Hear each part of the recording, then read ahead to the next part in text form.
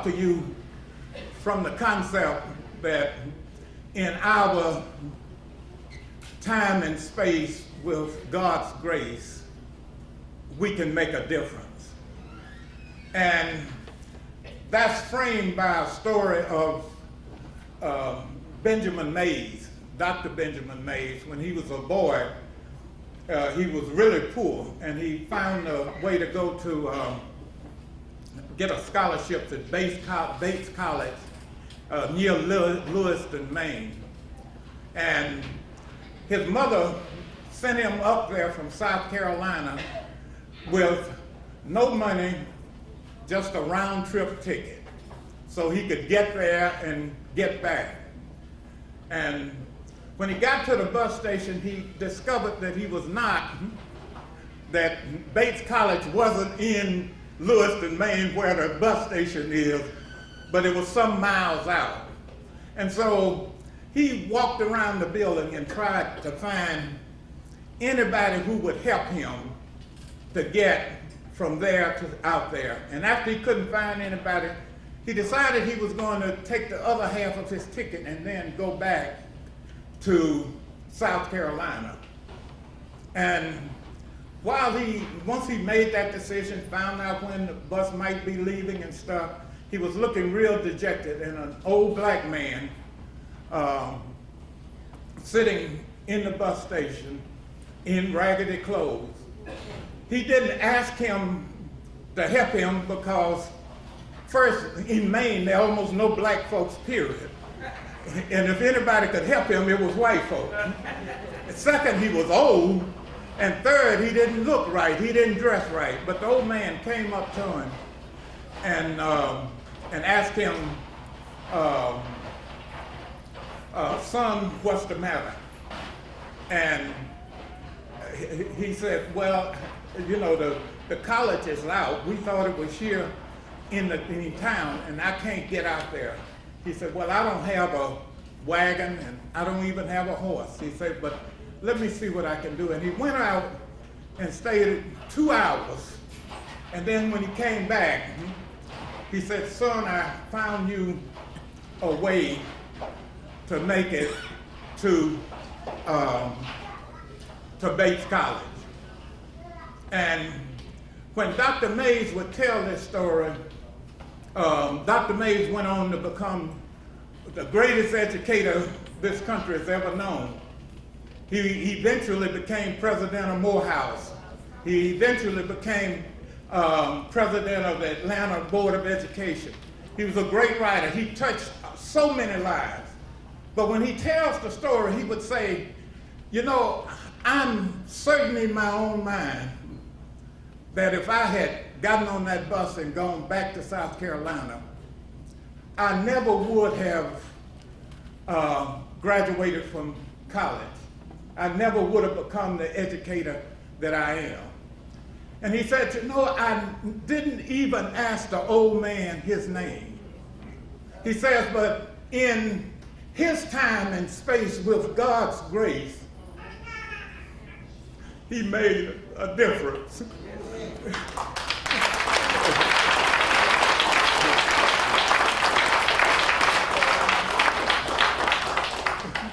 And I tell that story because that in the Federation time and space, with God's grace, it has made a difference. When you look at what Dr. Mays eventually did, without this one act on this old man's part, none of that may have not taken place. Dr. Mays was a mentor to Dr. King. And you can see how Dr. King touched all of our lives. But without that old man, it may not have taken place.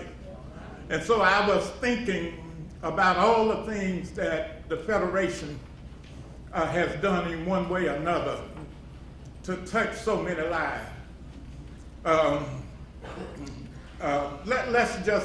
I can't touch on many of the ones that I wanted to talk about, But let's just talk about farming cooperatives for a second. The United States government and all of the people who were not in the government but allied with it were doing everything possible to try to get black folks out of farming. You couldn't get loans. You couldn't get any help. You couldn't get any advice. You couldn't get anything. But the Federation's efforts to develop cooperatives helped to keep black folks and poor folks on the farm. And I'm willing to bet you today that if we had kept a lot more folks on the farm, we wouldn't have all of the violence we have going on in the community.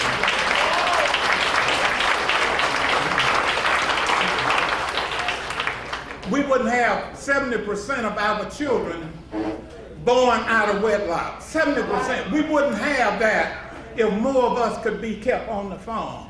If there was a good way to go back and take every life that was touched by the Federation in helping folks to stay on the farm, you'd see the difference. Because when the folks was on the farm, that farm gave them a sense of value that they didn't have in other things. And when you connect it with a cooperative, then you have a different sense of value. You don't feel at the mercy of somebody else. You feel a part of something. And you can't measure the value of self-worth in terms of how it produces fruit all the way down the line. And I didn't explain to you what God's grace is in this. When you plant 1 grain of corn, 1 stalk comes up. But what happens is you have on there, you will have 3 to 5 ears of corn.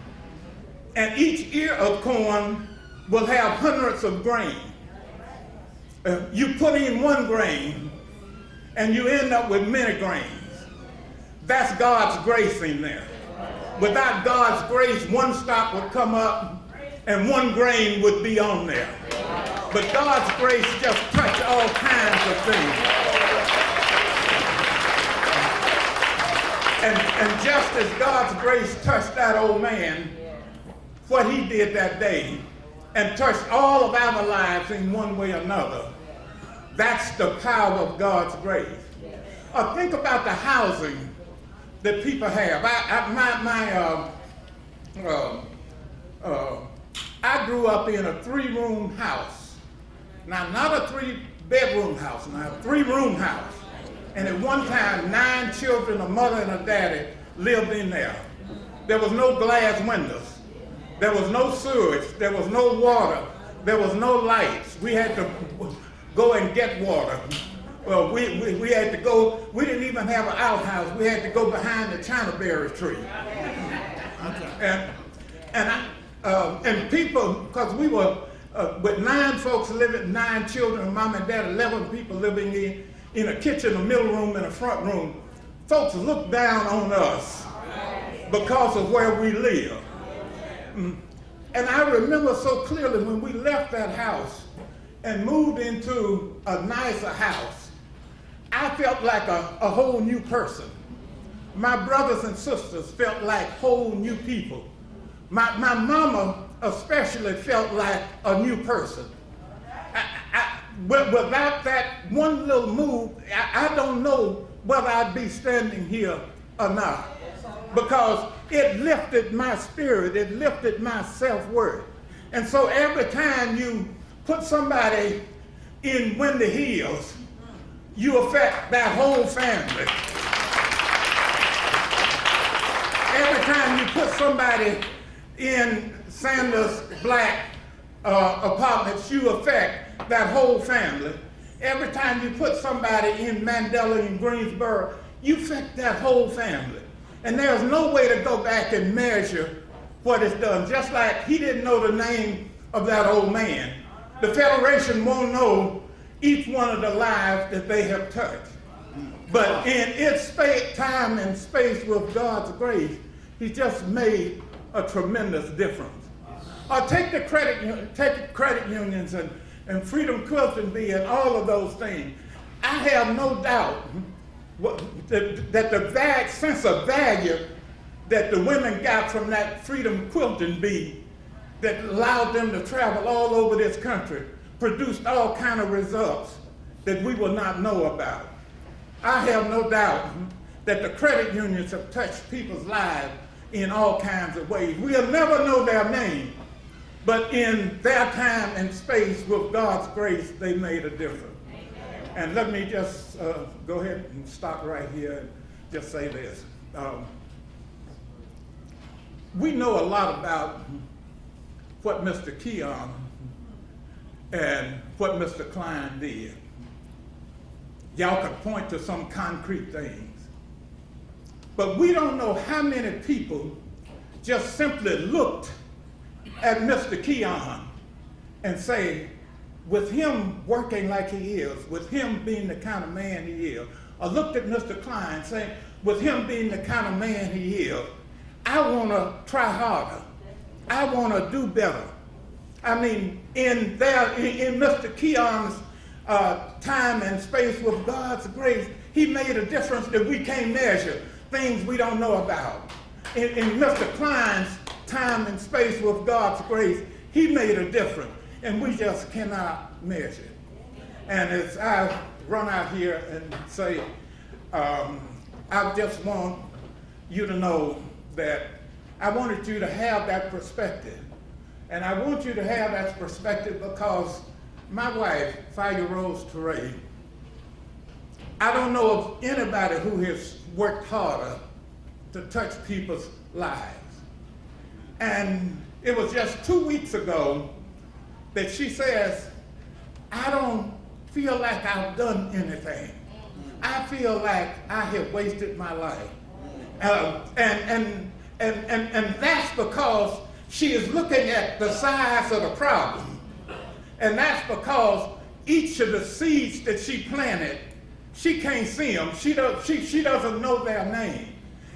If she understood that she has touched all kind of lives that produce, you touch them one time, and then they go and produce all these ears of corn and grains of corn, and you don't know anything about it. If she just understood that, she wouldn't say that. If the Federation really understood what it has done in its time and space with God's grace, then it would have more energy to go on and do more. And as I run out here, just for the next 45 years, let's just continue in our time and space with God's grace, making a difference.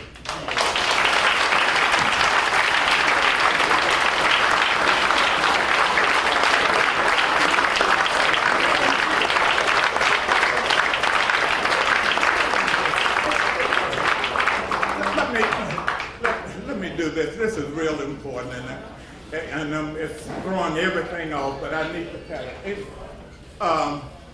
Nathan Bedford Forrest. How many people have heard that name?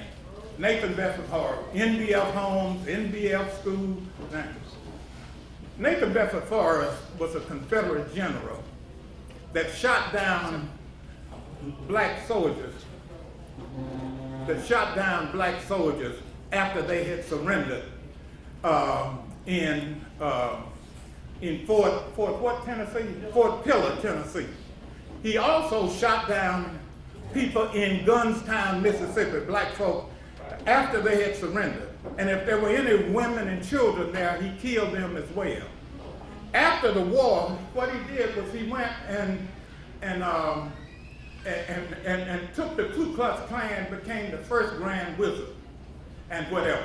So, and he spread it all across the South and even out of the South.